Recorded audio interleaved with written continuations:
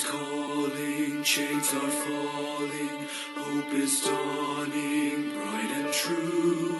Day is breaking, night is quaking, God is making all things new. Jesus saves.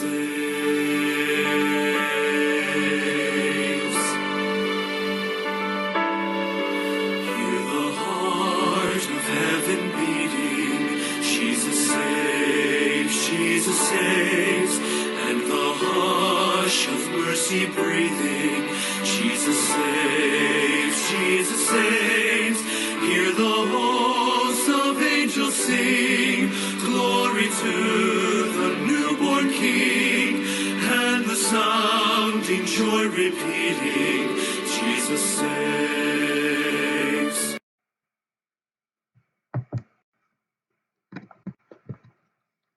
Pangigala mayong adlaw na usab kanatong tanan o nauna usab ta sa the 15-minute Bible Truth online broadcasting ministry kini si Pastor Mark Sasidon sa Emmanuel Bible Baptist Church nga atay church diri sa Bag-ong Daan, Liloan ug aduna usab kitay church dito sa Suong Lapu-Lapu.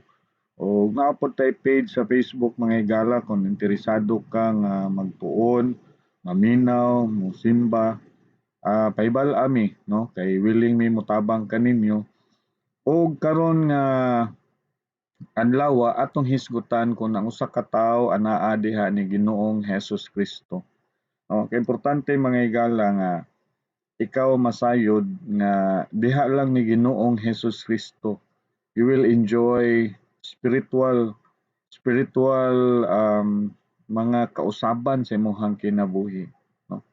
Dili lang ang imuhang kinaiya mausab, dili lang imong kinabuhi mausab, apan ang imong relasyon sa Dios mausab, no?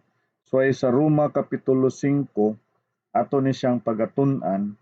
Ingon ang Bible, busa ingon nga gipakamatarong pinaagi sa pagtuo kita adunay kalinaw uban sa Dios, pinaagi sa atong Ginoong Hesus Kristo.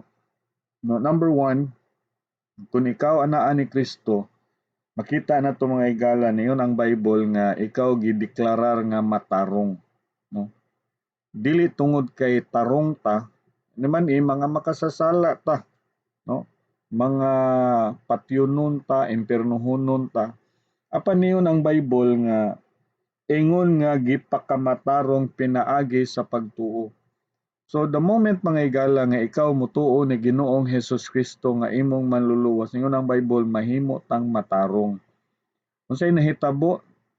Dili atong pagkamatarong kundi ang pagkamatarong nga iya ni Kristo.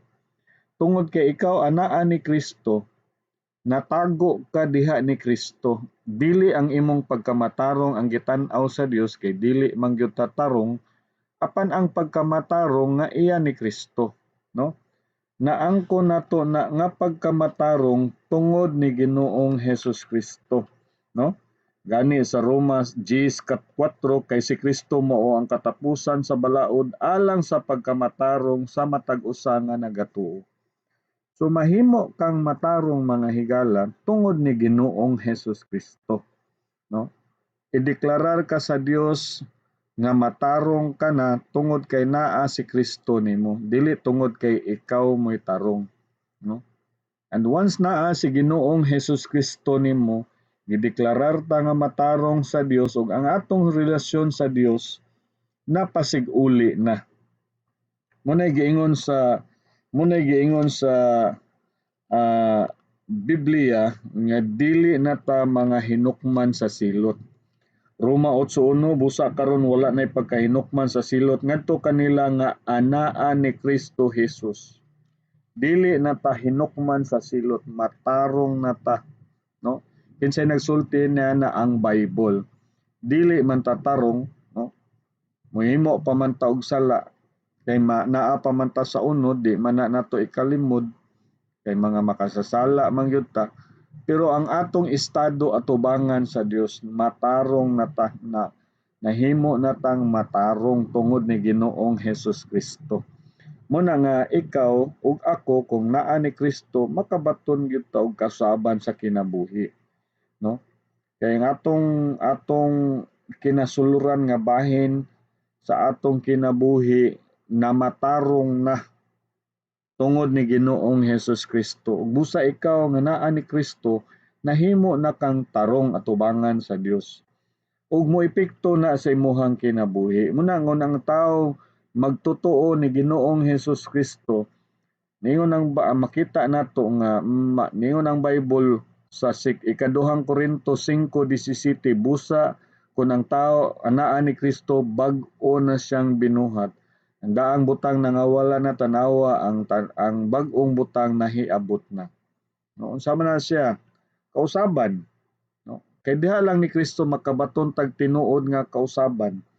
Muna niyon ang Bible, busa ingon nga gipakamatarong pinaagi sa pagtuo kita adunay kalinaw uban sa Dios, pinaagi sa atong Ginoong Hesus Kristo.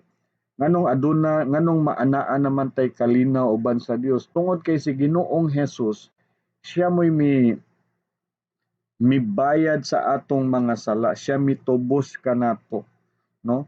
Ug tungod niya na dito sa krus sa Kalbaryo, ang kapungot sa Dios nabayran na, no? Nahupay na tungod kay naanay ni bayad sa sala, naanay nagtapataliwala kanato. Ug walay lain si Jesus Christ, no?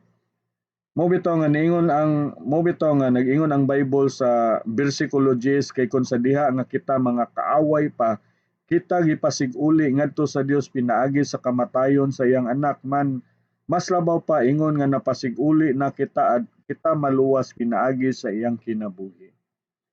So mga higala, pinaagi sa kamatayon ni Ginoong Hesus Kristo dito sa krus sa Kalbaryo, niyon ang Bible, aduna na kitay kalinaw uban sa Dios. Tungod kay ang kabayaran sa sala nabayran na, no?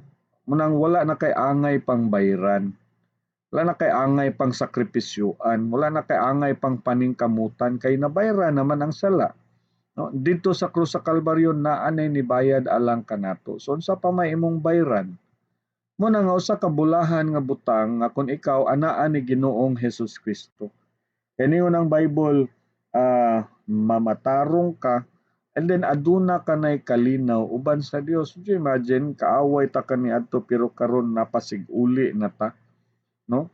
Aduna na tay kalinaw, dili na ta kontra sa Ginoo pagkanindot nga butang na mga higala, no?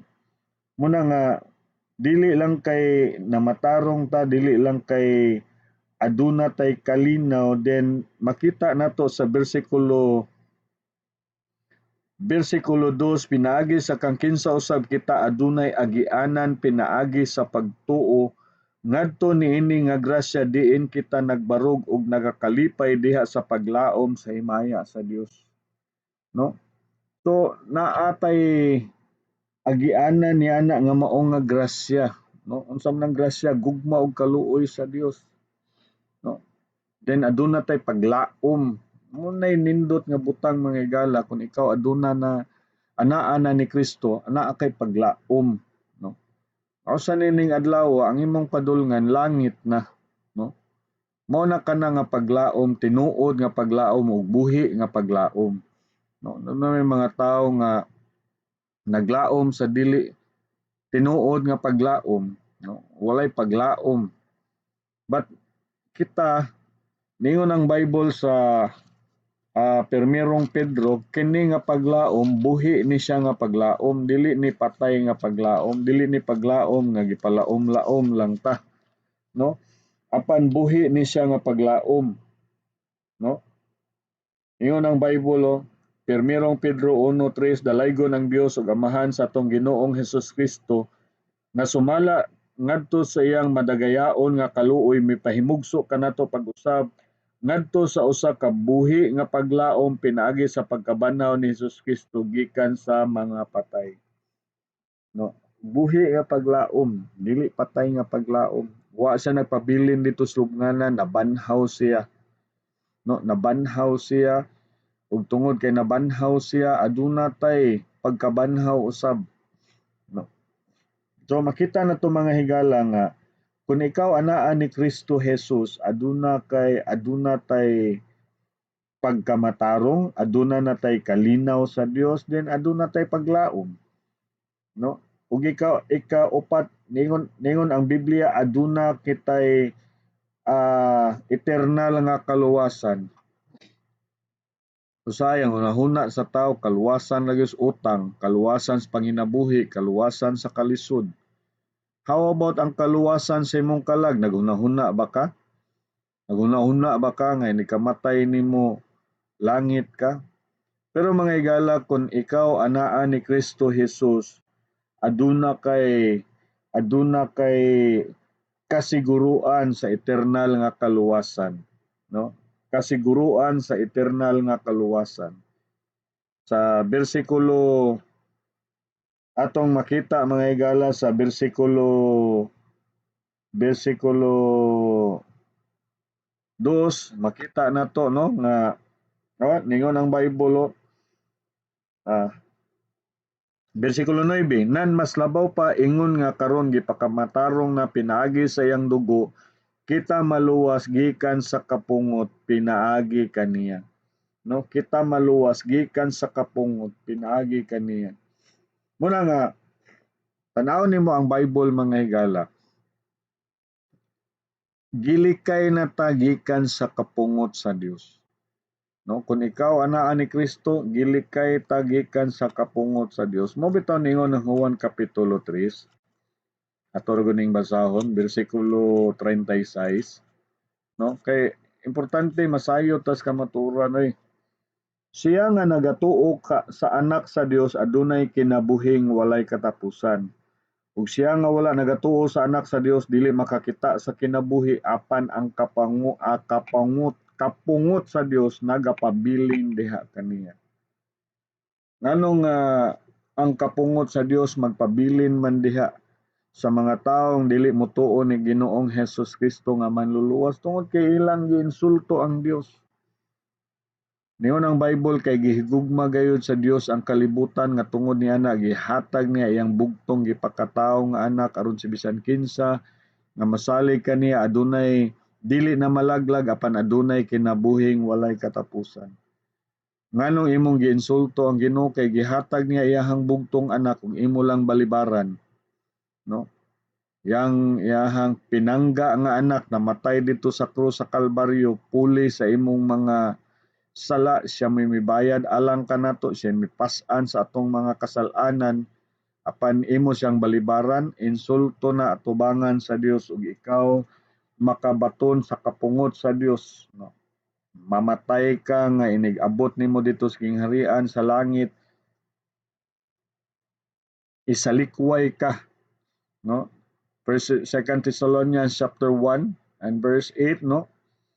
Ang Dios magapahamtang og panimalos ngadto nga wala nakaila sa Dios, no? Wala miila sa Dios ug wala miila sa mayong balita mahitungod ni Ginoong Hesus Kristo. No, susiha imong Bible mga higala. No, you need to know kinahanglan mahibaw ka sa Bible truth kamatuoran. Ayaw pabilin nga wa kay nahibal-an. Kay nigbiya nimo aning kalibutan na wala kay bangkaagan sa Biblia, alaot ka. No, alaot gud ang tawo nga wala makaila sa Dios. Alaot gud ang tawo nga wala nakasinati sa kaluwasan nga gitanyag sa Dios. No, kay kani nga kaluwasan dili lang ni siya sa imong kalisod, dili lang ni siya sa imong kahimtang karon. Apan mga higala kini nga kaluwasan is atong kalag ngadto sa eternidad. Permirong Pedro 1:9 ingon nga sangputanan sa inyong pagsalig bisan ang kaluwasan sa inyong mga kalag, no? So mga higala, kung ikaw anaa ni Kristo Jesus, mahimo kang matarong atubangan sa Dios. Tungod kay matarong nakatubangan sa Dios, aduna na kay kalinaw kuyog sa Dios. Aduna kay paglaom, no? Aduna kay kasiguruan sa imong eternidad. So mga higala, unsa pa may imong gipaabot? Duol ni Ginoong Hesus Kristo karon dawata siya nga imong manluluwas. Ug ako'y paniguro nimo sumala sa pulong sa Dios, maluwas ka. No? So dako gyud kay kahimuan mga higala kung ikaw anaa ni Kristo Jesus nga imong manluluwas. Ug sa sunod na usab nga higayon kini na usab si Pastor Mark sa Sidon Daghang salamat kaninyong tanan ug ang Dios magpanalangin. Kung ikaw nagatuo sa pulong sa Dios mahitungod sa kaluwasan, pagampo ani nga inampuan, Ginoong Hesus, usa ako ka makasasala ug dili angayan sa langit. Salamat sa imong kamatayon didto sa krus alang sa kabayaran sa akong sala. Pasaylo ako sa akong mga sala ug akong angkunon si Ginoong Hesus nga akong manluluwas. Pasudla si Ginoong Hesus sa akong kasing-kasing kay gusto kong malangit. Sa ngalan ni Ginoong Hesus Kristo. Amen.